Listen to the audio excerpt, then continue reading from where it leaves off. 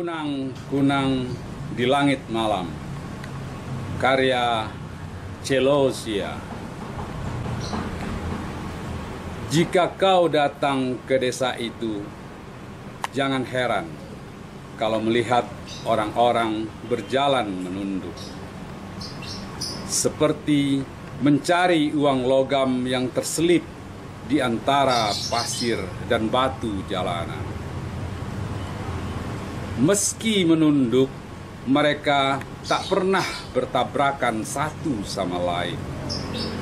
Mereka hafal setiap ujung sepatu, bahkan ujung jari tiap penghuni di desa yang selalu diselimuti kabut jika malam menjelang.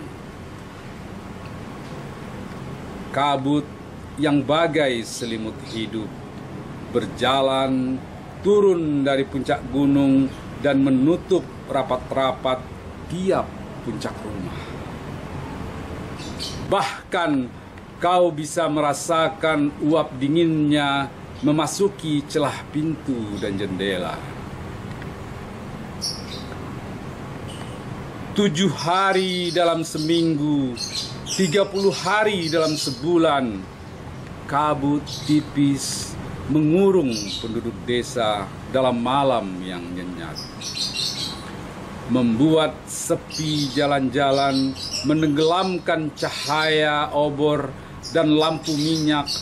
Bahkan hewan malam pun terlalu malas untuk beraktivitas.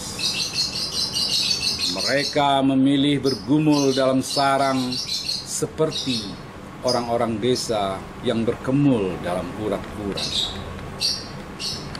Tetapi ada satu malam dalam setahun di mana Halimun hanya berayun-ayun di puncak gunung. Malam itu adalah malam purnama ke-11. Malam ketika langit bermandikan cahaya bintang gemintang. Api obor dan lampu minyak begitu tenang bagai dilukis pada kertas kelam. Malam itu seharusnya ceria, hangat dan bahagia. Namun penduduk berkerumun dan bertudung di sebuah tanah lapang di pusat desa. Malam itu seharusnya disambut dengan nyanyian dan tarian, karena setelah berhari-hari dan berminggu-minggu, desa mereka terbebas dari kabut dingin. Namun pada malam itu, mereka mendongak menatap langit sambil berurai air mata. Setiap penduduk desa yang berada di lapangan itu memilih satu bintang untuk mereka tatap penuh kerinduan. Seolah bintang-bintang itu kekasih mereka yang telah lama pergi dan dirindui untuk kembali. Mereka akan terus menatap hingga fajar menjelang dan bintang pun menghilang. Dulu penduduk desa ini sama seperti penduduk desa lainnya, berjalan dengan tatapan mengarah kemana ia ingin menatap. Kabut pun tak mengurung desa jika malam tiba. Kisah ini bermula ketika ada seekor kunang-kunang terperangkap di jendela rumah seorang penduduk. Kunang-kunang itu terbang begitu panik, membentur-bentur kaca, berusaha mencari jalan kebebasannya. Ia sudah terlalu terlambat untuk memenuhi janjinya dengan kunang-kunang lain yang menunggu tak sabar di tanah lapang pusat desa. Anak pemilik rumah merasa heran melihat cahaya berpendar-pendar dari balik tirai. Ia mengintip sedikit dan melihat seekor kunang-kunang begitu gelisah, terbang tak beraturan. Dengan berjingkat dan tersenyum girang, anak tersebut menangkap kunang-kunang itu dan mengurungnya dalam botol kaca. Ibu, lihat, aku menangkap kunang-kunang. Ibunya melihat kunang-kunang terbang berputar dan membenturkan diri ke botol kaca. Ia merasa cemas. Lepaskan. Di desa kita, kunang-kunang tidak boleh ditangkap. Cepat, buka tutupnya, kata ibu sambil berusaha meraih botol kaca milik si anak. Aku mau memeliharanya. akan kutunjukkan pada teman-temanku besok. Si anak berusaha menyingkirkan botol kaca dari hadapan ibunya. Jangan, nanti kita semua kena kutukan. Teriak ibu semakin cemas. Sudahlah, itu hanya cerita kuno. Tidak pernah terjadi apa-apa di desa ini. Itu cuma hewan kecil biasa, kata ayahnya membela si anak. Ibu yang merasa kalah hanya berdoa, semoga kata-kata suaminya benar. Memang itu hanya cerita kuno, tapi dipercaya semua penduduk desa. Tidak pernah ada yang mengganggu kunang-kunang, apalagi menangkapnya. Mereka percaya sesuatu yang buruk akan terjadi jika itu dilanggar. Ibu melihat cemas pada kunang-kunang di botol kaca. Tubuh kunang-kunang berulang kali membentur botol. Semakin sering kunang-kunang membentur botol, semakin sering tawa si anak terdengar. Ia pikir kunang-kunang sedang bermain dengannya. Ayah tersenyum melihat tingkah putra kesayangannya. Ibu merapal doa semakin banyak. Pagi harinya kunang-kunang terkulai di dasar botol. Cahayanya redup, tapi ia tidak mati. Matanya membuka dan memandang kosong. Ia sudah terlalu terlambat bertemu kekasihnya. Mungkin saat ini kekasihnya berpikir ia kunang-kunang yang suka ingkar janji. Bahkan ia yakin kekasih kunang-kunangnya sudah pergi dari tanah lapang. Mungkin saat ini kekasihnya sedang belajar melupakan kunang-kunang ingkar yang terperangkap dalam botol kaca dan menunggu mati. Tak apa aku mati, asal jangan kekasihku menganggapku si ingkar, katanya sembari menutup mata dan meneteskan cairan bening yang jatuh di dasar botol kaca. Anak kecil tak lagi tertarik melihat kunang-kunang yang tanpa cahaya. Ia bermurah hati memberikan bangkai kunang-kunang pada ayam-ayam yang berkotek menjadi sarapan.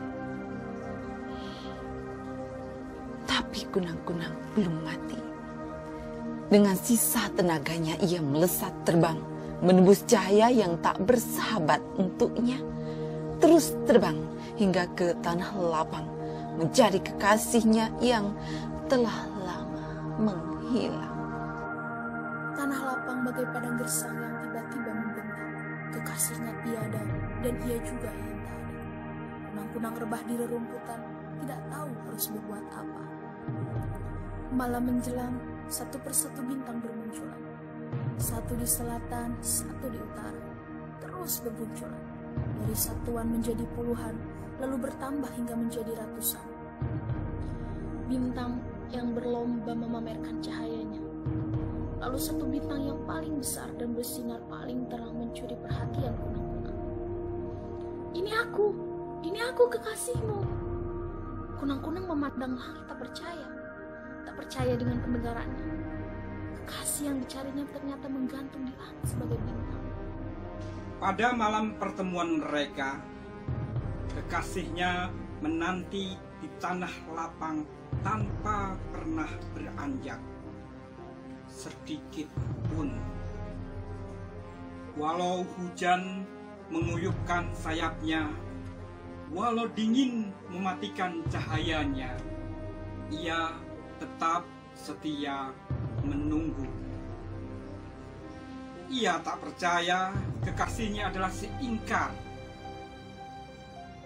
Hingga fajar menjelang, ia tetap menunggu. Napas terakhirnya membuat iba sisa malam. yang mengangkatnya ke langit agar bisa mencari keberadaan kekasihnya. Sejak itu, kunang-kunang dan bintang selalu menanti malam untuk saling bertatapan. Hingga waktu membuat kunang-kunang bosan dan merasa kesal. Meski ia berulang kali memohon pada malam agar mengangkatnya ke langit, malam tak mengabulkannya. Kunang-kunang bukanlah kekasih yang patah hati dan hampir mati. Ia hanyalah kekasih yang sedang menanti untuk bersanding dengan pujaan hati.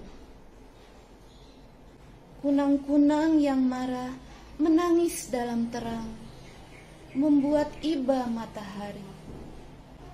Dikumpulkannya tetesan air mata kunang-kunang dalam awan-awan di puncak gunung.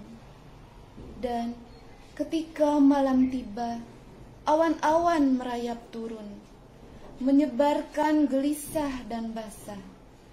Awan yang menggigilkan perasaan dan juga menguapkan kebahagiaan. Awan-awan yang menjelma halimun dan mencuri sesuatu yang berharga dari tiap-tiap penduduk desa.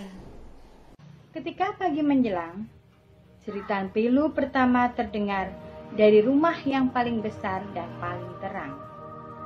Rumah anak penangkap kunang-kunang. Dan pagi selanjutnya, juga pagi-pagi selanjutnya, jeritan pilu mulai terdengar dari rumah ke rumah. Jeritan menyayat hati yang membuat gentar dan menimbulkan pertanyaan. Apakah giliranku besok malam?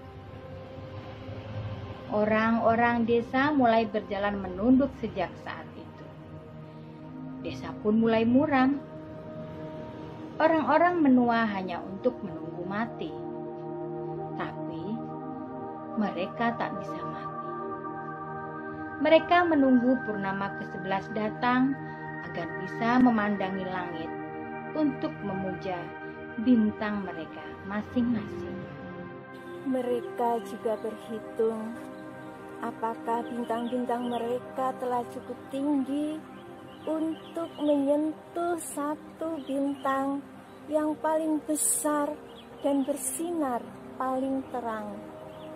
Jika cahaya kelap-kelip yang menaiki bintang-bintang mereka telah bersanding dengan bintang yang paling bersinar, orang-orang desa akan mendapatkan kembali bintang mereka masing-masing. Bintang yang pernah dicuri pada malam-malam berkabut dan meninggalkan satu rongga kosong di mata